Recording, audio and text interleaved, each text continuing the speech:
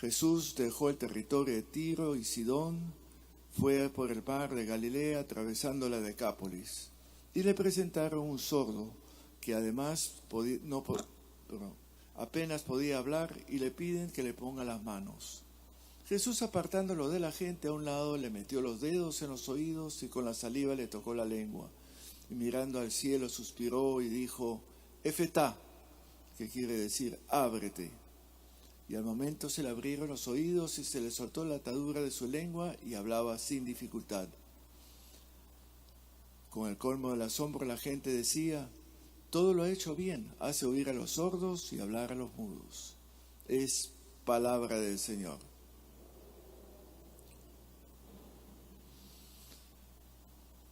Cuando oímos pasajes como este, lo calificamos natural y espontáneamente como un milagro que ha hecho Jesús. Muy tradicionalmente también asumimos que los milagros son como demostraciones y pruebas de la divinidad de Jesús. Lo extraordinario, lo que normalmente nosotros no podemos realizar, Él lo realiza. Hace lo sobrenatural. Los milagros son para nosotros latinos un tema muy sensible. Y digo nosotros latinos porque quienes están, como puedo decirlo yo, más familiarizados con el mundo anglosajón, el tema de los milagros no tiene mayor relevancia. Para nosotros es tremendamente importante. Por eso la pregunta detrás de todo eso no es si es que Jesús hizo o no hizo, es qué es lo que Marcos, el autor del pasaje que hemos escuchado, quería que su auditorio, supongamos nosotros, qué es lo que quería que escuchemos, qué es lo que quiere decir, por qué lo narra. No lo narra para mostrar de que Jesús es Dios y por eso hace lo que hace. Hay siempre una lección, un algo le motiva a relatar los diferentes episodios, llámese discusiones, llámese orientación de Jesús a los discípulos, llámese episodios como el que acabamos de escuchar, o Jesús caminando sobre las aguas, diferentes episodios, como capítulos. ¿Qué es lo que quería compartir? No lo relata por simplemente mantener una memoria de algo que pasó y que quede consignado lo que hizo. Va más allá de todo eso. Por eso es importante aprender en la lectura de nuestros textos bíblicos, sobre todo en evangelios, a ir más allá de la búsqueda de información periodística, cronística, histórica. ¿Pasó o no pasó?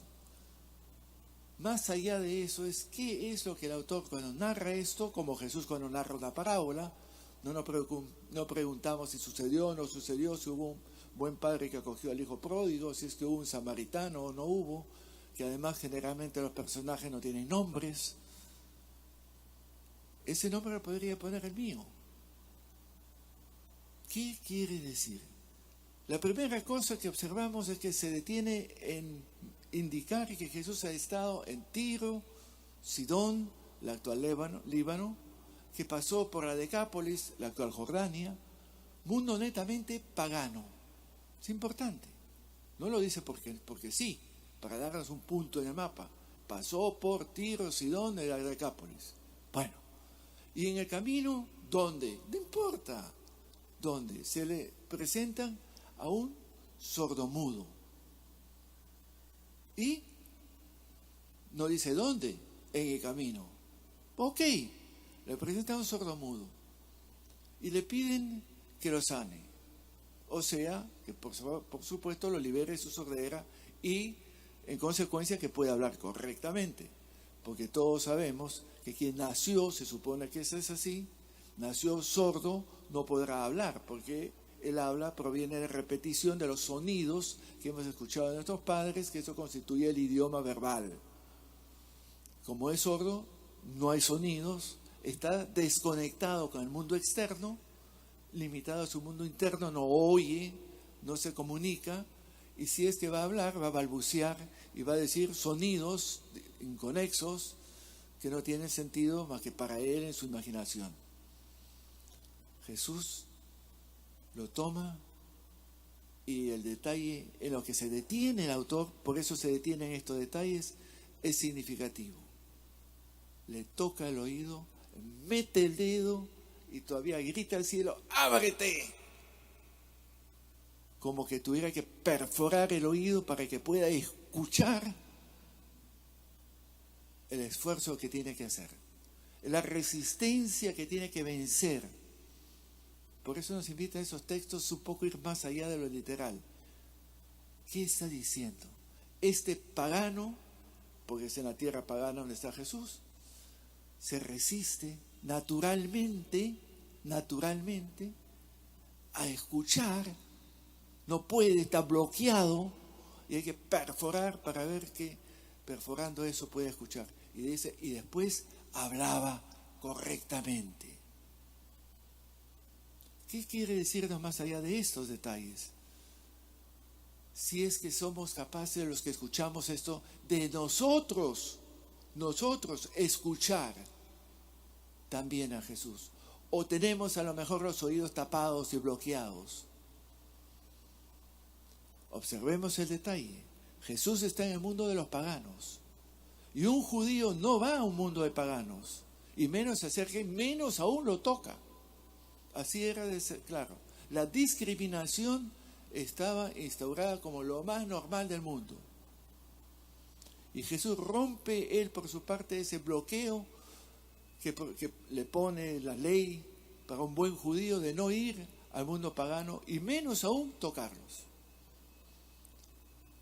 Lo que nos está diciendo, obviamente, es que Jesús no discrimina. Ahí está este señor y este necesita ayuda y a este le vamos a ayudar. El resto es lo de menos. Pregunta para nosotros, ¿somos capaces de vencer esos bloqueos naturales de la discriminación? ¿De abrir nuestros oídos? ¿Somos nosotros capaces, como Dios a quien le decimos, Dios mío, escúchanos?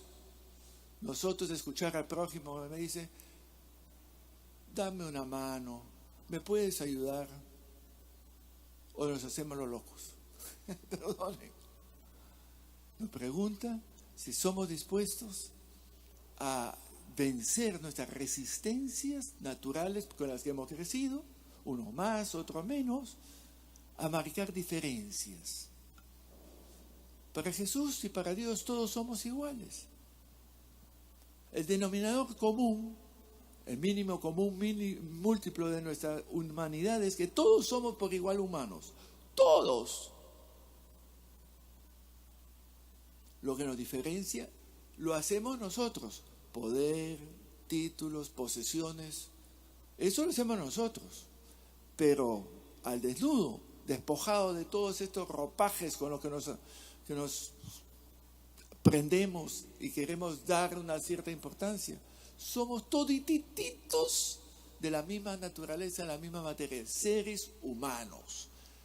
Desnudos nos vinimos y desnudos nos vamos. Todo lo demás es parafernalia transitoria para darnos más o menos importancia. Nuestro ego tiene que brillar, pues, papito.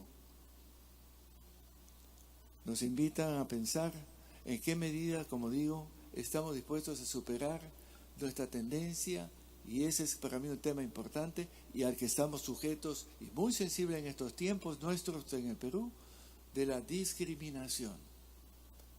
Pagano, cristiano. Ah, no, con esto no me meto. Hombre, mujer, género, temas, relaciones familiares, políticas, derecha, izquierda. Como tenemos toda una gama de casilleros en los que metemos a las personas y si no entran en mi casillero, chao.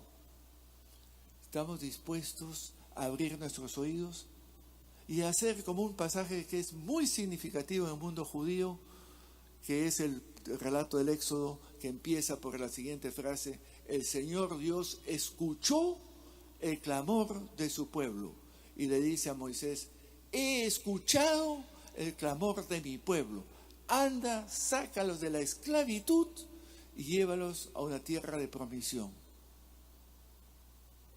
Y Dios escuchó el clamor de su pueblo y le pide a Moisés que los libere de su esclavitud para conducirlos a una tierra de libertad y de dignificación para que sean su pueblo y que la historia, como la conocemos bíblica, nos la presenta siendo Israel en el tiempo de David y de Salomón un gran reino junto a muchos otros, y los liberó, por lo tanto, de ese ensimismamiento que los tenía esclavizados a esas personas.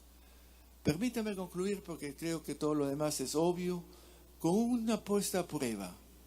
Y preguntémonos nosotros cómo reaccionaríamos ante el siguiente pasaje, que es el de la segunda lectura, y se lo voy a leer tal cual. Anoche comentaba con los amigos que si este pasaje y otros se preguntaran, ¿quién crees tú que escribió esto? Sería interesante ver las respuestas. Es de la carta del apóstol Santiago. Escribió lo siguiente: que la fe de ustedes en nuestro Señor Jesucristo no vaya unida a favoritismos. O puesto en mejor castellano, el término exactamente no es favoritismo, sino separaciones, discriminaciones. Por ejemplo, y cito, si entran en una asamblea dos personas, una con un anillo de oro y un vestido espléndido, y entra también un pobre, vestido andrajoso. Si ustedes se fijan en el que va espléndidamente vestido y dicen, siéntate aquí en el lugar de honor, y al pobre le dicen, tú quédate ahí a pie, o siéntate en el suelo a mis pies. Si hacen eso, ¿no son inconsecuentes y juzgan con criterios humanos? ¿Cuántas veces tendemos a eso? Imaginémonos que se nos presenta un andrajoso, como dice el término aquí, un pobre pata al suelo, aquí, en este momento. Perdón, ¿les cedes el asiento? ¿Le cedemos y tengo que incluirlo? ¿Cómo lo tratamos? Viene un señorón, una doña. Me acuerdo cuando era muchacho, venía a mi parroquia. Era famosa la parroquia de Santa María Reina por el desfile de modas.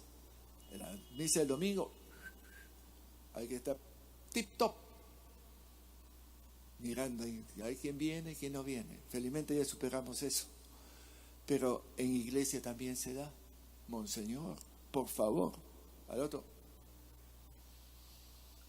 En nuestro medio, en la calle, una sonrisa, un prestarle atención al que te pide algo. A lo mejor dice, bueno, no tengo, pero préstale atención.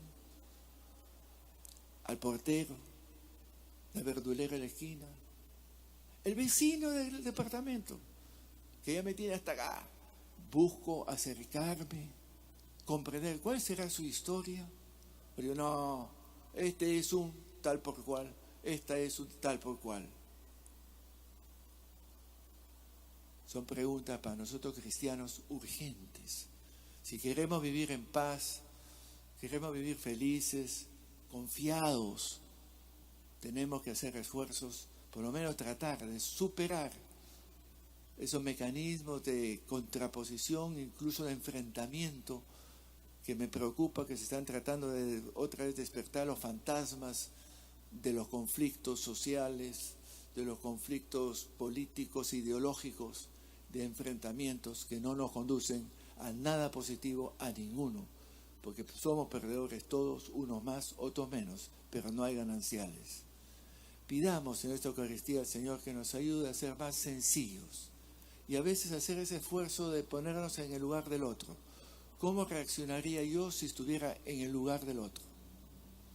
Y si somos cristianos y nos conocen como tales, que se sienta que hace una diferencia al ser cristianos, que se sienta que somos más cercanos, más sencillos, más asequibles, que se sienta que somos personas que construimos vida y que en nuestras caras se sienta una comunicación de paz, amor, comprensión, simpatía, sin en el sentido griego de con sentimiento del otro, la compasión. Que el Señor Jesús, nuestro Maestro y Señor, que vivió sencillo pero siempre asequible y cercano, que nos convoca, sea el que nos inspire a ser instrumentos de un mundo más cercano, un mundo más humano, un mundo por tanto más divino. Y en consecuencia sepamos vivir y gozar de la felicidad que nos da la convivencia abierta, franca, honesta y confiable unos con otros. Que así sea.